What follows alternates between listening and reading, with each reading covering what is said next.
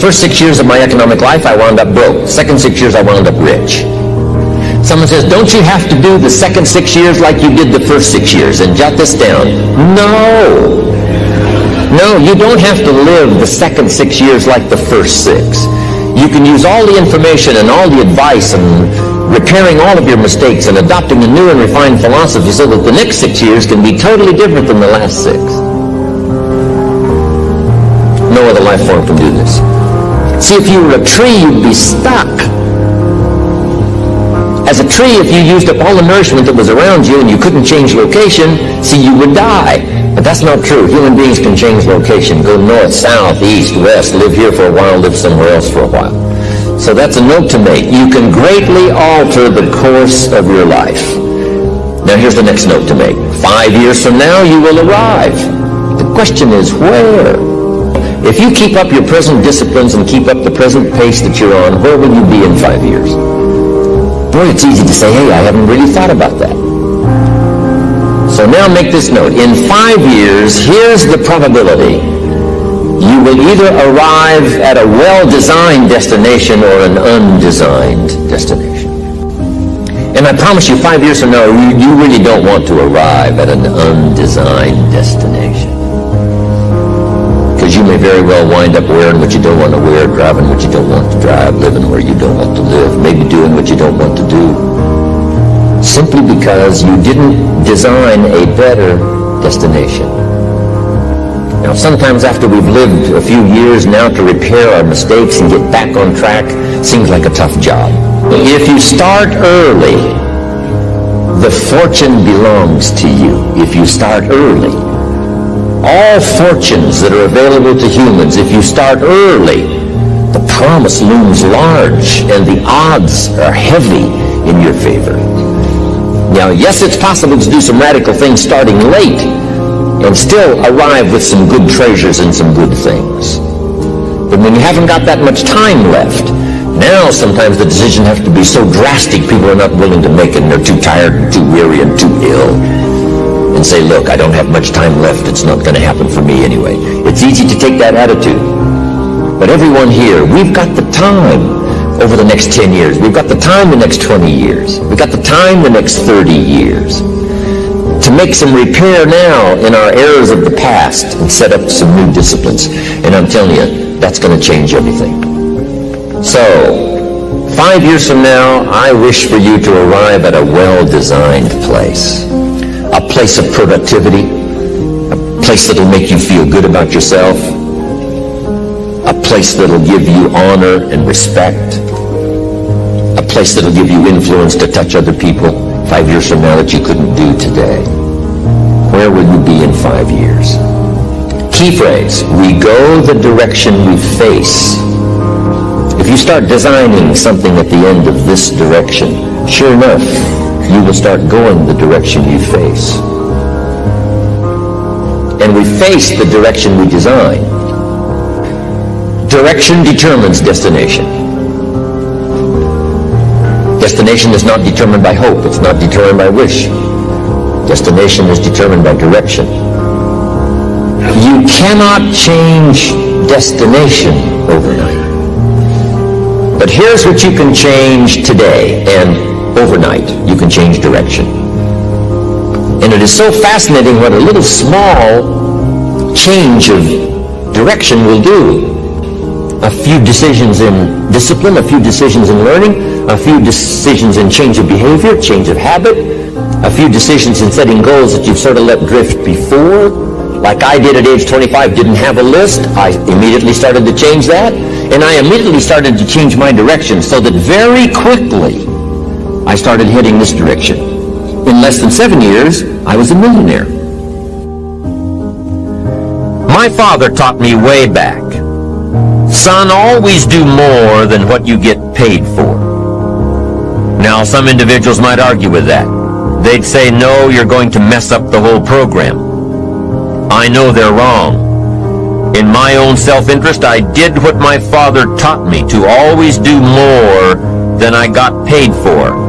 Why? To make an investment in my future. Do more than you get paid for to make an investment in your future. And it's paid off for me. If you're wanting that big promotion, are you going to go up to your boss and say, just give it to me?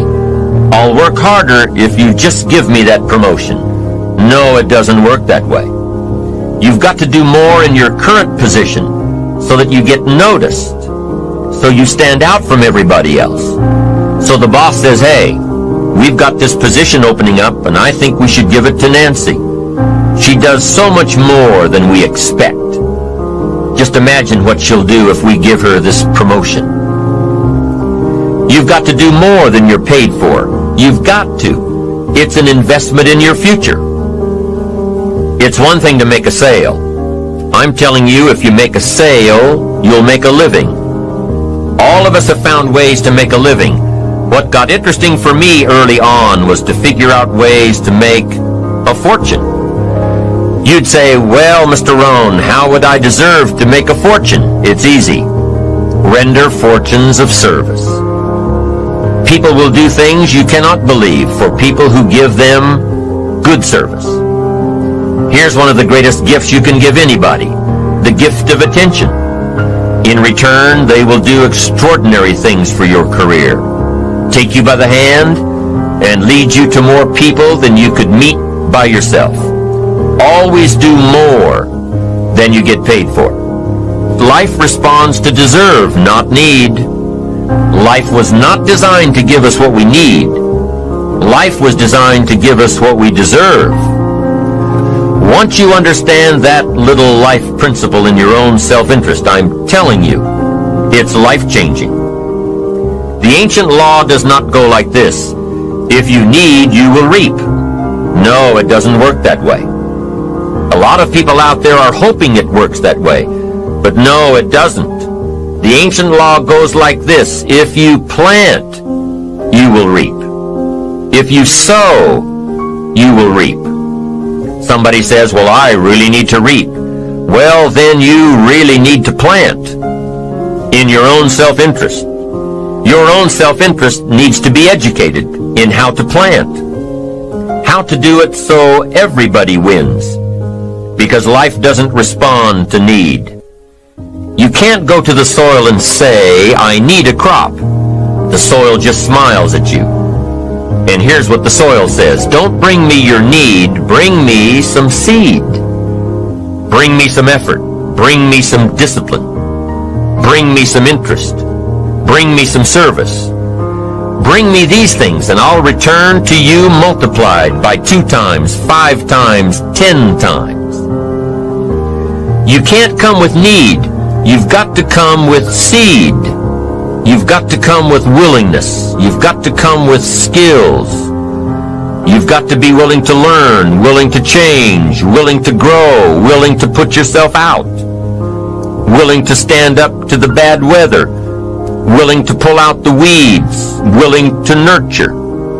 That's the only way you get a return. Once you understand these principles, self-interest now truly becomes an exciting challenge, making sure everybody wins. Enlightened self-interest makes sure that everybody wins. Let me give you a good philosophical phrase. All values must be won by contest. All values must be won by contest. And after they've been won, they must be defended. You say, wow, you've put a pretty heavy task on us. That's what life is all about, a pretty heavy challenge. We don't give large trophies for small effort. If you want to win high health, if you want to win high wealth, if you want to extend a long reach in touching people's lives, you got to engage in some of these extra powerful disciplines. And one is to secure the territory by vigor, and the other is to defend it with equal challenge. Attack. Procrastination. Here's another good one. Blame. I engaged in this the big share of my life until I met Mr. Show. I used to blame my negative relatives. I used to blame the government. I used to blame taxes. I used to blame prices.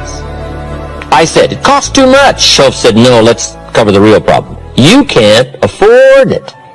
I never looked at it like that before. Shoaff said, sir, you must intellectually understand, it's not it that's your problem. It's you that's your problem.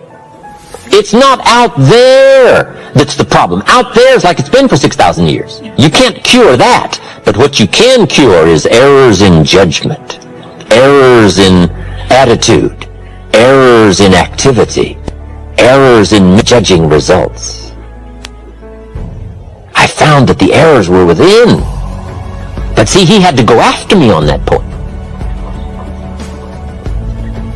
Here's the next one. Excuses. Wow, we've got a million. I'm too short, I'm too tall, I'm too old, I'm too young.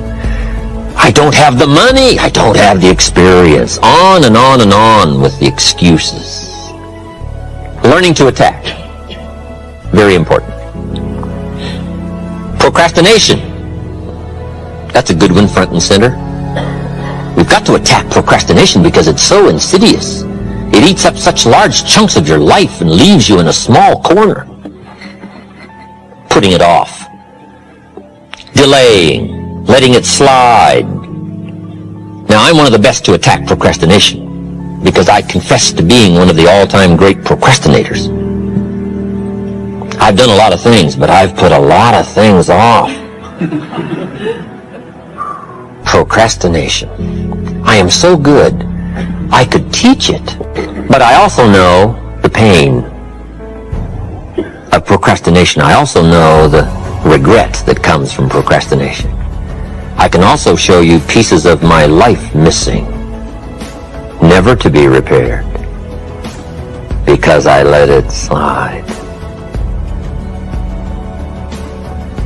Now see, if we all studied our own lives, and we're trying to help somebody with this insidious disease of procrastination and putting it off, front and center, we use ourselves as best example, because you feel the strongest about your own experiences and your own emotions.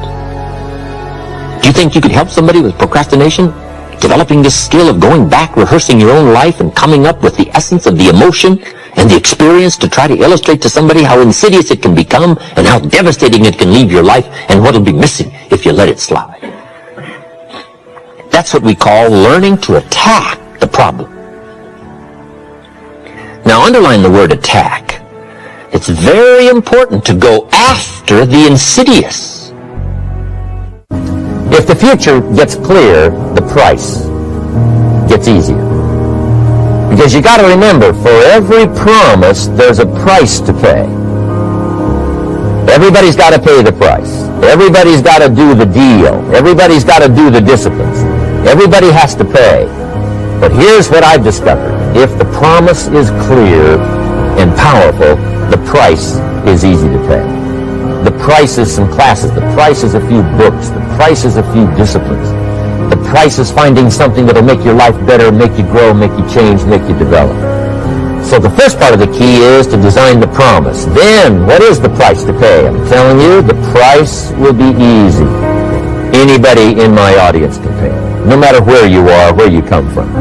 Color doesn't matter, religion doesn't matter, where you grew up doesn't matter, circumstances don't matter. I'm telling you, if you'll make the promise of the future clear for yourself, the things you want, the places you want to go, the things you want to have, the person you want to become, the skills you want, the homes you want, the future you want, the friends you want, all of the values of life that you could possibly want. If you make that clear, make those lists, and be serious about it, I promise you it's an easy price to pay.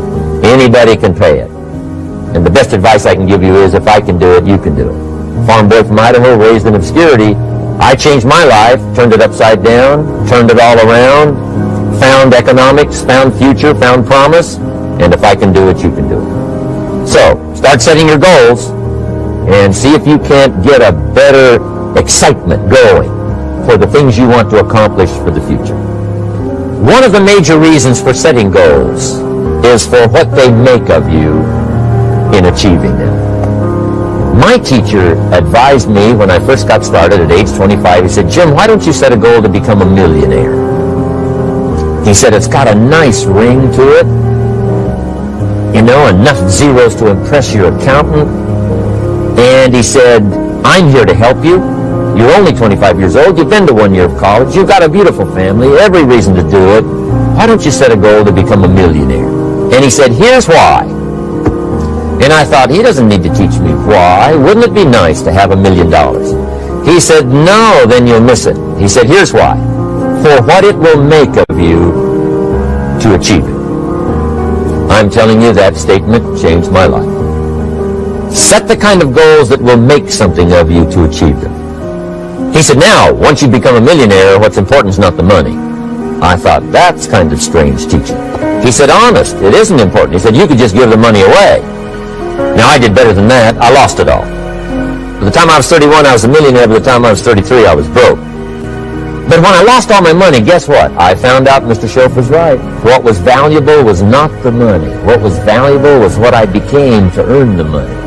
The skills I had, the knowledge I had about the marketplace, the values that I had going for me. They were more valuable than the money.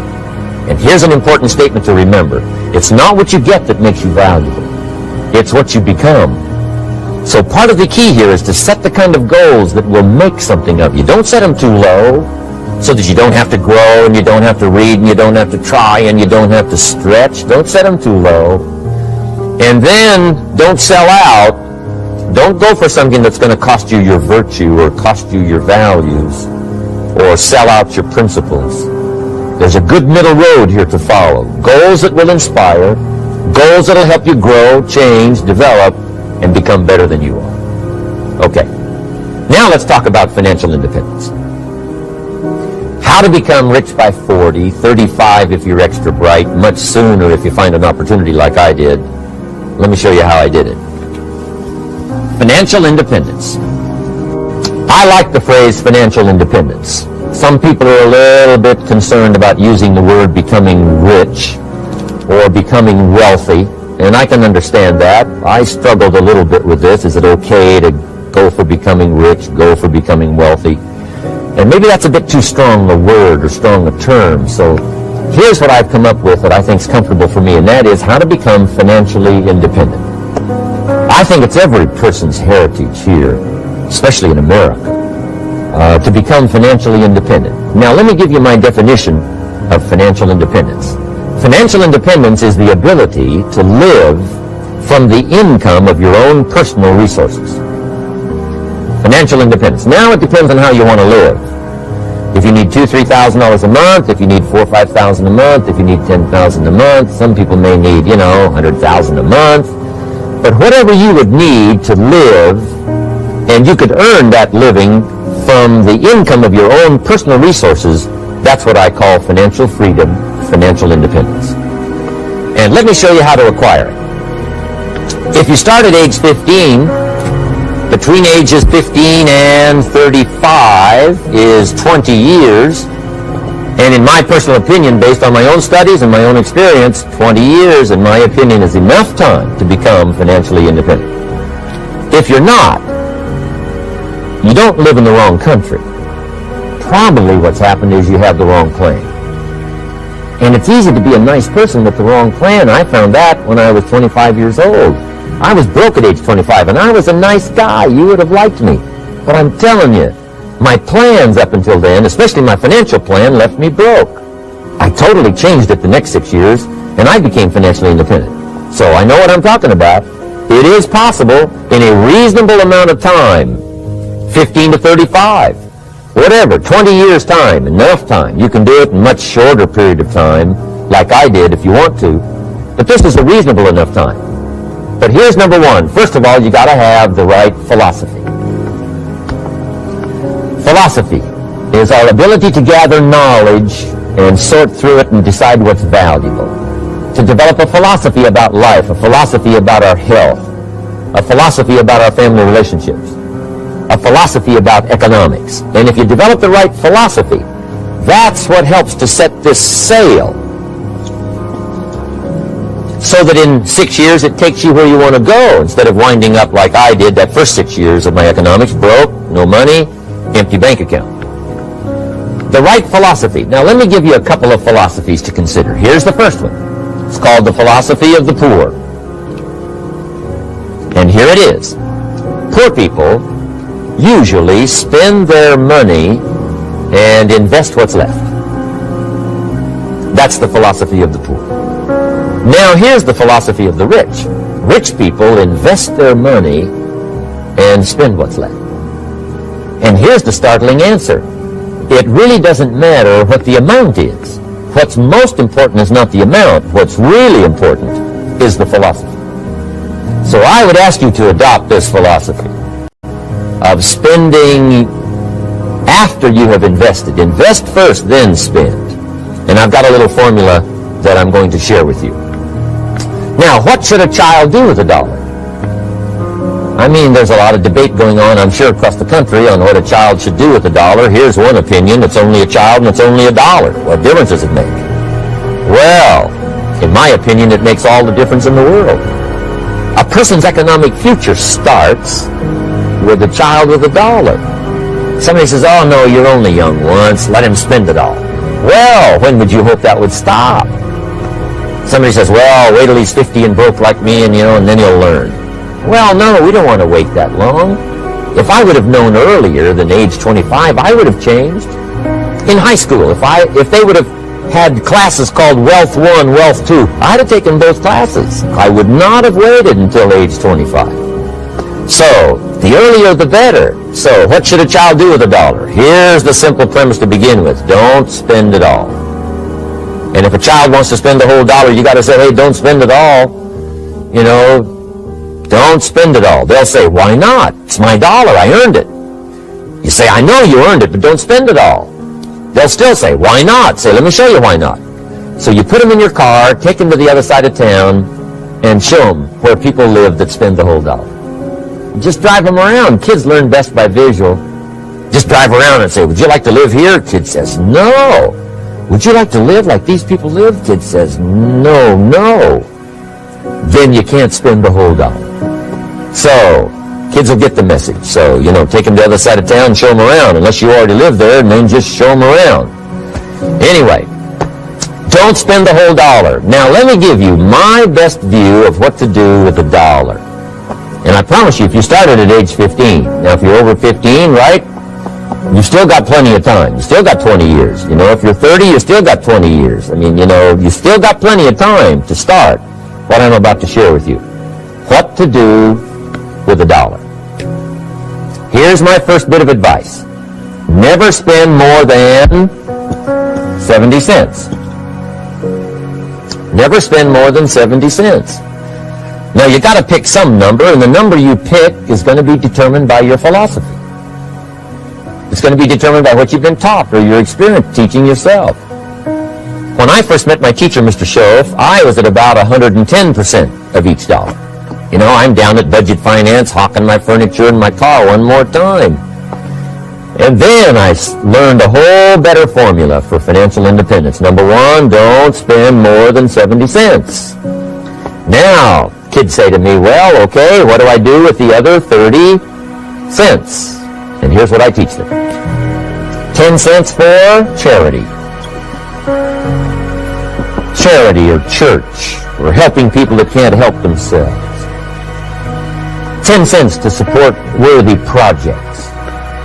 Projects that you feel good about. 10 cents out of every $1. It's called being generous with part of what you've taken out of society.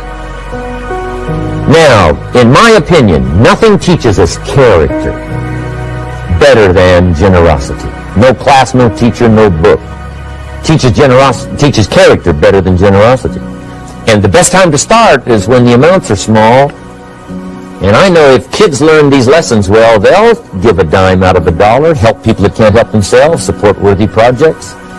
Or if you belong to a church, they teach tithe, piece of. That's very important. Now, because when the amounts get larger, sometimes it's a little more difficult. Giving 100,000 out of $1 million, someone says, oh, if I had $1 million, I'd give 100,000. I'm not sure. That's a lot of money. So the time to start is when the amounts are small. 10 cents out of $1. Okay, next 10 cents I call active capital. Active capital means do something to make a profit. Active capital. Set aside a portion of your income Wages are okay, but I'm telling you, wages will make you a living. Profits will make you a fortune. So set aside part of your income as capital, called active capital. Any kind of project you can possibly think of, you can possibly come up with. I'm going to write a new book, I think, for kids. I think the title is going to be, Of Course, Kids Should Pay Taxes. It's kind of an interesting title. In California, kids do pay taxes. When a child walks into 7-Eleven, buys something that costs $1, the proprietor says, give me 7 more pennies. And the child says, hey, what's these 7 pennies for? And the proprietor says, that's the taxes. Kid says, well, hey, I'm only 8 years old. Proprietor says, congratulations, you're my youngest taxpayer. Give me the money. So in California, where I live, kids do pay taxes. Big question is, should they? And my book will answer that question. Of course, kids should pay taxes. Nothing is for free. If you want to ride your bicycle on the sidewalk instead of in the mud, you got to pay the 7 pennies. Nothing is free, so we all have to pay. So, 10 cents out of your living, out of the money you earn, set aside for capital. Capital to try your best to show a profit. And in my book, it's going to be all kinds of ways kids can make money, right? 2 bicycles, one to ride and one to rent. I mean, you know, it doesn't take long to figure out some enterprise that'll start making a profit. Then you must jot this down if you're taking notes. Profits are better than wages. 1, you can't usually start wages until you're about 16, 15, 16. But you can make a profit long before you're eligible to start earning wages. And then there's no limit to profits. And they can double and triple and quadruple. You know, there's no limit. It's incredible how fast profits can grow. So profits are better than wages. Wages make you a living. Profits make you a fortune. Now, the third 10 cents is vitally important. I call it passive capital. Capital you let somebody else use. A financial institution, stocks and bonds, mutual funds, whatever. Let someone else use it. You furnish the money. They use it to make a profit, but they pay you for the use of it, called interest. And here's one of the things that will make you financially independent fairly quickly, and that's called compound interest. And this is how you get it. Letting someone else use a portion of your money, your substance. They show the profit, they pay you interest. And this passive capital, I'm telling you, over a sustained period of time, if you'll develop this little 10, 10, 10, and 70, especially starting at age 15, I'm telling you, by the time you're 35, you will be financially independent. You'll have the ability to live from the income of your own resources. And then one more point on passive capital. There's a Bible philosophy. I'm an amateur on the Bible. But there's a Bible philosophy that teaches the borrower is servant to the lender. And if you want to be in a powerful position as you grow older, finally when you become mature, maybe have your own business, things have worked out for you for the future, the position you always want to be in is the power position. And that's called the lender. The lender is the power position. So if kids learn early enough, and then you ask them what they'd like to be when they grow up, I'm telling you, once they understand, they'll say, well, one of the things I want to be is one of those lenders. That's the power position, not the spender. No, you'll be pitied the rest of your life if you just become a spender. You got to become a lender. And I think this is one formulas to follow. 10 cents out of every dollar. Let someone else use it. Be the lender, power position. Then try to show a profit. Can't we teach our children how to take $1, search the neighborhood, find a broken wagon, pay $1 for it, bring it home, clean it up, sand it until it's clean, paint it red till it shines, straighten out the wheels till they're true, take it back to the neighborhood, sell it for $5? Anybody can do that. Now, does the child deserve $4 profit? And the answer is yes. Society now has a mended wagon. And that's what America's all about. Finding something, touching it, making it better, making a profit, taking part of your resources, helping people who can't help themselves. Let someone else use it to make a profit. Some projects require more capital than one person has. Exciting. And then let them pay you for the use of it. America's had this philosophy now all these years. Communism has taught all these years capital belongs in the hands of the state, not in the hands of the people. We've been teaching all these years capital belongs in the hands of the people, not in the hands of the state. And we turned out to be right. Capital in the hands of the kids, capital in the hands of the people. Enterprises that make a profit, enterprises that grow. It's the hope of our future. So that little simple formula, I hope, will help you. Now, one more key on financial independence, and that is attitude. Attitude. Here's number one. I used to say, I hate to pay my bills. My teacher straightened me out on that. He said, let's see, Mr. Owen, what you hate to do is pay $100 on an account and reduce your liabilities and increase your assets. I said, well, no, not if you look at it that way. He said, well, it all depends on how you look at it. So wouldn't you love to pay your bills, reduce your liabilities, increase your assets? You got to have that kind of attitude.